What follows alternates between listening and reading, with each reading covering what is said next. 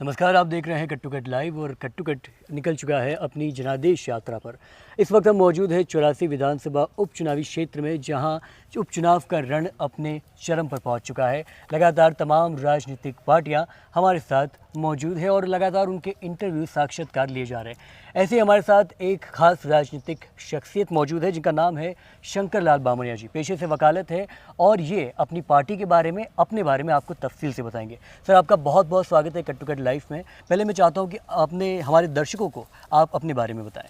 बिल्कुल, मैं आपको चैनल को हाथ जोड़ के निवेदन करता हूँ कि आप इतने दूर से हमारा इंटरव्यू लेने के लिए आए, तो मेरा ये निवेदन है कि आपको बधाई दूँ। आप अपने बारे में बताएं, आप करते क्या हैं, आपका पेशा क्या है, राजनीति इतिहास क्या है आपका? मेरा नाम है शंकर लाल बामणिया। मैं इंडियन पीपल्स ग्रीन पार्टी से उपचुनाव में मैदान में हूँ 84 में।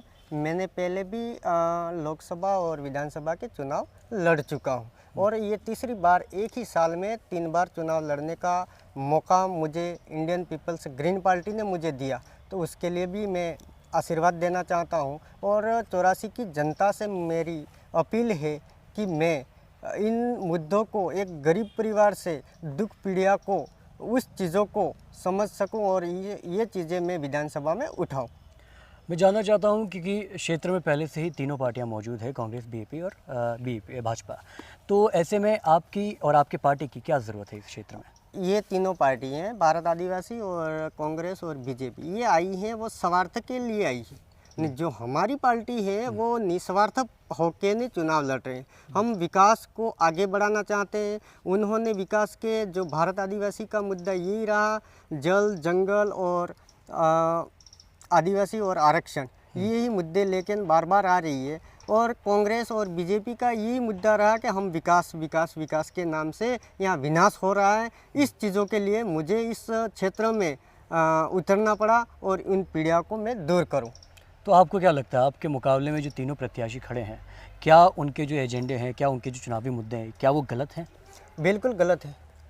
ऐसा क्यों लगता है आपको? इसलिए लगता है कि 75 साल से कांग्रेस और बीजेपी हम वोट ही देते रहे और वो राज ही करते रहे, और राज करने के बाद ये जो समस्या है वो तस के मस खड़ी है। आज तक ये समस्या न तो बिजली की हुई, न पानी की हुई, और इस क्षेत्र, ग्रामीण क्षेत्र में ऐसी समस्या कोई दूर नहीं हुई। क्योंकि आपने बोला कि आप 3 बार चुनाव लड़ चुके हैं। इस क्षेत्र को, खासकर विधानसभा हो या लोकसभा, ये जो सीट है, इसकी जो चुनावी इतिहास, इस पर आपका क्या है? क्या ये जो मुद्दे आते हैं, जैसे भील प्रदेश हो गया और कोई जातिगत मुद्दे या धर्म के आधार पर जो मुद्दे, उनको आप किस नज़रिए से देखते हैं? देखो, कांग्रेस और बीजेपी धर्म के नाम से वोट आदिवासियों का डकारती है, और जो भारत आदिवासी पार्टी है वो जाति के आधार पे चुनाव लड़कर, जो जाति का आरक्षण के नाम से ये सत्ता में आती है। सत्ता में आने के बाद जैसे ही लोग की समस्या होती है उस समय दरकिनार हो जाते हैं और युवा और ये सब दरकिनार हो जाते हैं। तो आपको क्या लगता है कि युवा ने जो सोच, क्योंकि बहुत एक भारत आदिवासी पार्टी की बात करें, युवा का काफ़ी समर्थन है उस पार्टी को, ये आंकड़े बताते हैं, तो क्या लगता है आपको, युवा क्यों उस तरफ जा रहा है और क्यों उसको पीपल्स पार्टी की तरफ, आपकी पार्टी की तरफ आना चाहिए? मेरा ये है कि जो भारत आदिवासी के साथ युवा जुड़ रहे हैं, तो उनका ये मकसद है कि जब यहाँ के राजकुमार जी जो चुनाव लड़े थे, तो उस समय पहले बीटीपी से चुनाव लड़े थे और उसके बाद पार्टी की स्थापना की, और ये स्वार्थ पार्टी है। और सब लोगों को इस आदिवासी इलाका में राजकुमार जी ने ये भ्रम फैला दिया कि हम 5 ही 5 को नौकरी देंगे, 5 ही 5 को नौकरी देंगे, हमारे ऊपर आईपीसी, सीआरपीसी, ये चीज़ें हमारे ऊपर लागू नहीं होती है। उस चीज़ों को भ्रमित करके ने युवा बच्चों को भ्रमित किए, और उस आवाज़ में आके कई मामले में आज मुकदमे में युवा बच्चे एमए, बीएड सब फंसे हुए हैं। तो आपको क्या लगता है, अगर ये भ्रमित किया गया है तो इसकी समाप्ति कैसे हो सकती है? समाप्ति ये होगी कि जो इंडियन पीपल्स के जो मुद्दे हैं, मुद्दे ये हैं, शिक्षा है। जब मेरा ये कहना है कि 1 से 8 तक जो बिना पढ़ाए घुघरी खिला के पास किया जाता, तो मेरा मुद्दा ये रहा कि शिक्षा में ऐसी बढ़ोतरी करे कि वहाँ अस्टे लगे जाए, जहाँ 5वीं जो बोर्ड है, बोर्ड को यथावत वापस लगाए और उस युवाओं की पीढ़ी अच्छी सुधरे। क्योंकि मैं दिल्ली से आता हूँ ख़ास तौर पे, तो मुझे क्षेत्रीय शब्दों का थोड़ा कम नॉलेज है। तो घुघरी खिलाके का मतलब क्या होगा? घुघरी ये होती है कि जो पोषाहार, हाँ। पोषाहार ये है कि आदिवासी को आगे बढ़ाना नहीं चाहती है, बीजेपी भी नहीं चाहती है, कांग्रेस भी नहीं चाहती है, भारत आदिवासी नहीं चाहती है। उनको यहाँ तक ही रहे और हम राज करते रहे, ये उनका स्वार्थ है। पीपल ग्रीन पार्टी अपने मुकाबले में किसको देखती है? बीएपी को, बीजेपी या कांग्रेस को? देखो, हम किसी को नहीं चाहते, हम ही खुद सत्ता में आए और आखिरी सत्ता में आके उनकी समस्या को दूर करें। आप तीनों बार इसी पार्टी के तहत चुनाव लड़े? बिल्कुल। तो आपको क्या लगता है जो आपका वोट बैंक है वो कौन सी जाति का है, कौन से धर्म का है, या आप कुछ इसको बता पाएंगे? देखो, हम जो इंडियन पीपल्स ग्रीन पार्टी है वो जाति और धर्म की चुनाव नहीं लड़ती है। समानता मंच है, 36 कौम, इस भारत में सब रहने वाले, सब यहाँ के मूल निवासी हैं और मूल निवासी यहाँ मूल निवासी हैं, उनको हक है एक वोट देने का। तो वो हक के आधार पे हमें आरक्षण मिले और आरक्षण के तहत जो भी हमारा हक है वो हमारे पास पहुँचे। आप विधायक बनेंगे, ये भविष्य है, ये नतीजा बताएगा। लेकिन इससे पहले आपने जिन मुद्दों के बारे में बात की है, शिक्षा, स्वास्थ्य और मूलभूत मुद्दों के बारे में, इसके लिए आप क्या कर रहे हैं निजी तौर पर?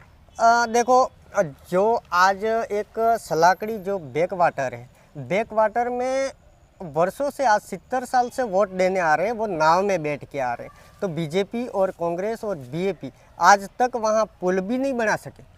तो इन चीज़ों पे ने आज विकास के नाम से विकास करके वोट हमारे आदिवासियों से हड़पे जाते हैं। भोली भाली जनता है, उनको गुमराह करके वोट हासिल करके जैसे जीतने के बाद उन युवाओं को दरकिनार कर दिया जाता है। और मेरा तो ये भी निवेदन है कि आम जनता से, मुझे इंडियन पीपल्स ग्रीन पार्टी के मटके का निशान है, ऐसा निशान है कि जो जन्म से लेके लास्ट मृत्यु तक ये हमारा निशान आपके साथ और साथ रहे, और मेरा आम जनता से निवेदन है।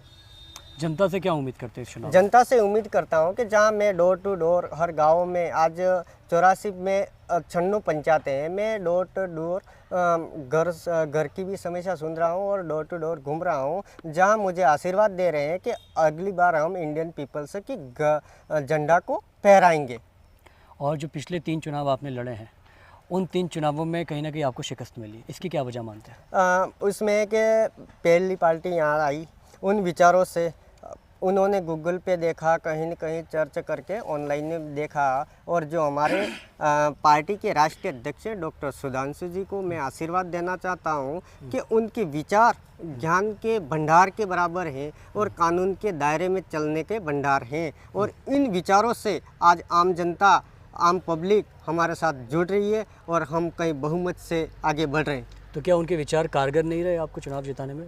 पिछले 3 चुनाव उनके विचार भी अच्छे रहे, पर जब हमारे नई पार्टी थी और विचार समझने में आम जनता को मुश्किलें लगती है, जो सही बात है उस पे निशाना करना थोड़ा भारी पड़ता है। तो हम निशाना तक पहुंच गए हैं और आम जनता हमारे साथ जुड़ रही है। तो क्या ये मुश्किलें इस चुनाव में भी पेश आएंगी? बिल्कुल, ये मुश्किलें हैं कि हमने बीजेपी और कांग्रेस और बीएपी को इतनी मुश्किलें खड़ी कर दी है कि उनके रात को भी नींद नहीं आती है। और आज राजस्थान की पूरी सरकार 84 के पीछे लगी हुई है। तो मेरा ये आम जनता से निवेदन है कि उनके पीछे नहीं भागे और हमारे साथ जुड़िए। मैं एक गरीब किसान का बेटा हूँ और आपको भी मेरी दुख दरिया में ही आपकी सॉल्यूशन कर सकता हूँ। ये चीज़ें मैं पार्टी के बैनर तले कहना चाहता हूँ। शुक्रिया। तो कट टू कट लाइव के साथ मौजूद थे निर्दलीय प्रत्याशी नहीं बल्कि पीपल्स ग्रीन पार्टी के प्रत्याशी, और उन्होंने अपने मुद्दों के बारे में बताया और ये जो विधानसभा उपचुनाव है वो इनके नज़रिए से कैसा है उस बारे में बताया। जनादेश यात्रा यूं ही जारी है, प्रत्याशियों का साक्षात्कार यूं ही जारी है। देखते रहिए चुनावी अपडेट के लिए कट टू कट लाइव। नमस्कार।